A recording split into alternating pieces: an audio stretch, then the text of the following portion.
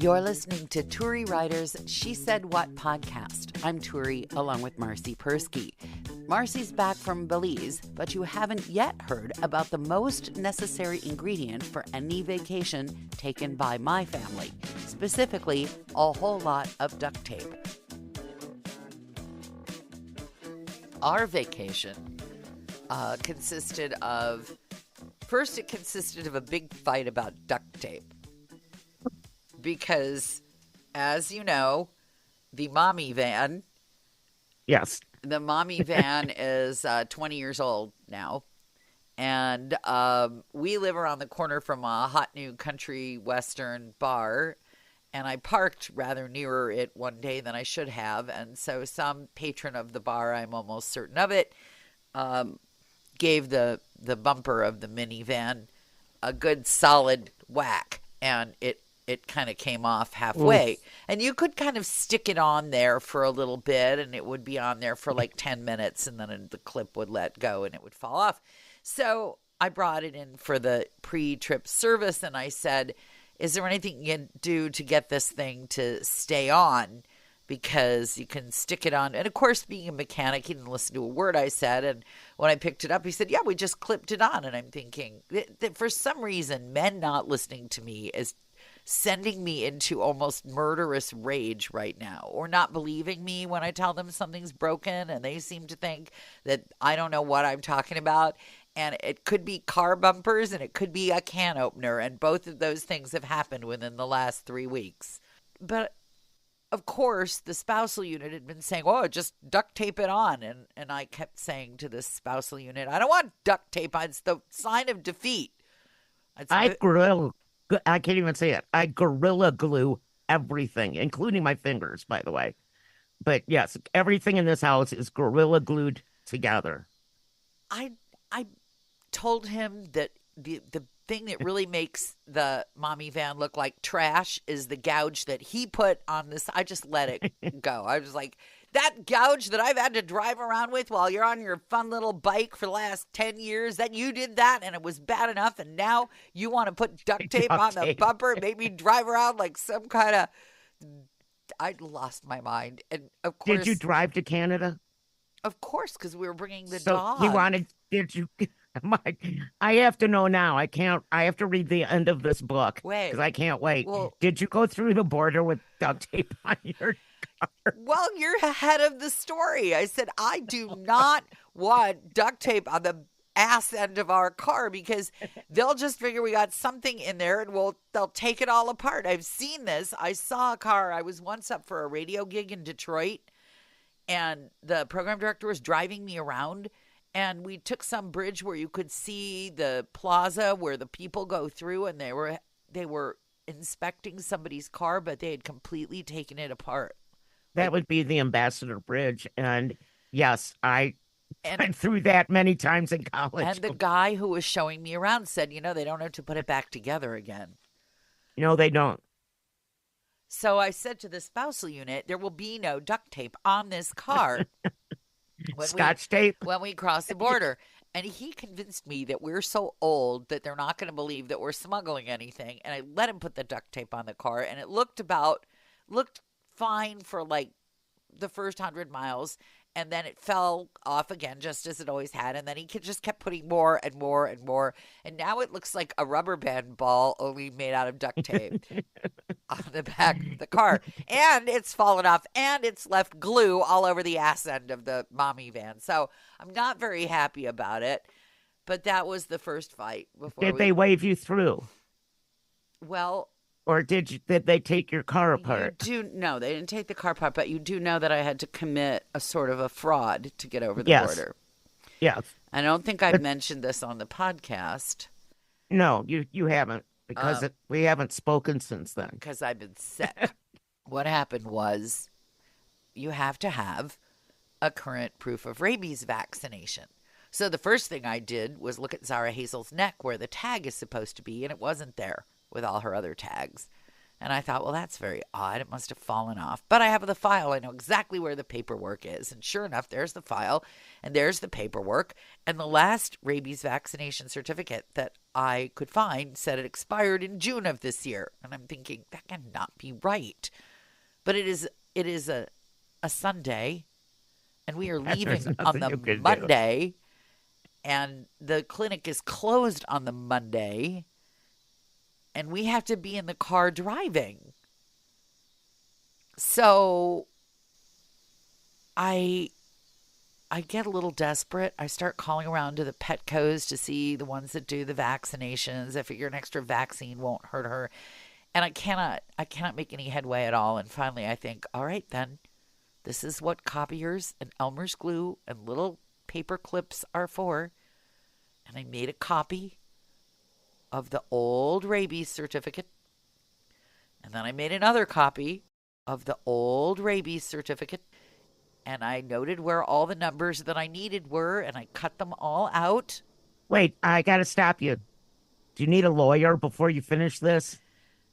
No, and I'll tell you why. They won't come knocking on your door. I will tell you why. Of our 6 listeners, not one of them is going to come after me. But I forged a rabies certificate, which nobody asked for. Nobody asked for it. Just as you pointed out, nobody asked for your info at customs.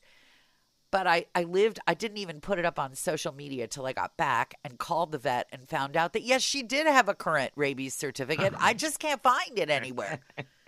But the whole time crossing the border, and it was no problem going into Canada. Coming back, on the other hand, the border guard says, you have anything with you? And I said, no, just our dog. You have a dog with you? Yes, our American dog. You have any paperwork for that dog? I said, she's an American dog. I have a rabies certificate, I say. He says, no, you have to sign up with the CDC website. I'm looking at him. Gee. And I said, is this new? And he said, yes. And I said, well, what are we going to do? And he says, well, just know for next time. But I was thinking to myself, which side of the border right now am I on? Because the heart attack that I am having, if I'm having it in Canada, I'm not going home. I'm not insured up here. Yeah. I am only insured if he lets me through the other side, which he's not going to do. Well, one of those many times that we crossed over to Canada when I was in college.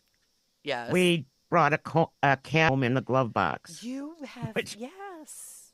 We found a cat and stuck it in the glove box and brought it back to Michigan. But it was a really long time ago, so I don't need a lawyer now. Yeah, and you wouldn't don't recommend that anybody do that. No. No, but we've been having like a spate of bad animal juju. Yeah, I heard that Evie lost her favorite kitty. That was a shame. Yep, she was only 2. We have no idea what happened, so she's in the freezer. What? With another dead. We have funerals for all of our animals. Right, the freezer. I forgot. Yes, the freezer in the workshop, not the freezer with food in it. Oh, good. But what else? We have to have a mass funeral. What else is in the freezer in the workshop? It's another dead cat, and then I've got 3 big ashes urns because little Scarlett Johansson died right before we left on vacation, which kind of put a pallor on everything because she was my only sane dog. And we have Mr. Insanity back here behind me. He's still alive. He's not in the freezer. We took him to the vet right before vacation, and the vet said, wow, he's 3 years past his expiration date, which is just what you want to hear because he's a very large dog. Couple of questions. So when he dies, you have to have the mass funeral because he's not going to fit in the freezer. No, he definitely is not. He will go to the crematorium and he will come back in a nice little urn. Half our pet cemetery has bodies and half doesn't. I have to ask more questions. They all have tombstones. I have to ask more questions. People need you. I know. You need to People need to know. They need to know. Okay. It's a little tiny freezer. And I think there might even be 3 cats in there. Will you let We won't tell anyone. My questions. Yes, next question. Do you thaw them out before you bury No, them? No. no, you put them in a black garbage bag and we bury them, and I say the Kaddish, and and we put a little. Molly makes tombstones, It's a family affair. and so yeah, that's it. Okay, so And they all get Jewish burials, every single one of them, okay. including my sister Robin, by the way, who's buried with a cat back I there. remember that.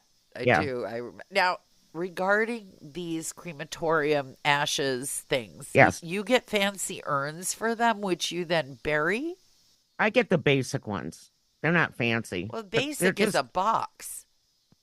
no. They come in urns with a paw print. I have a whole table full of paw prints at this point because our animals usually live to be very old, and right now we kind of are filled with old seniors. So wait, more questions.